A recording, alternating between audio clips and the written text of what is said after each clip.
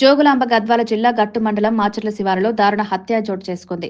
బలిగెర గ్రామానికి చెందిన 25 ఏళ్ల యువకుడు హత్యకు గురైనట్టు పోలీసులు గుర్తించారు.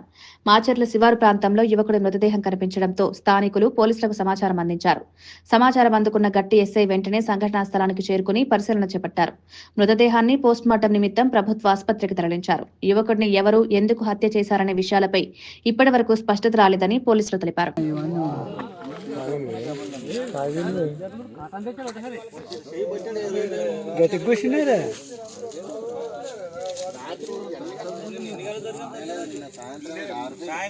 మన ఊరు పిల్లలు నడిపేశారు ఇక్కడ అది నర్సాయలు గిట్టబడి కట్టారు వాళ్ళ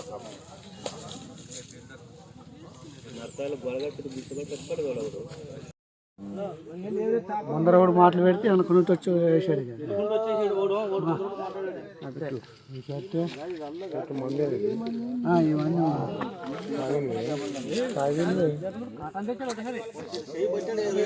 గట్టి కూర్చున్నారా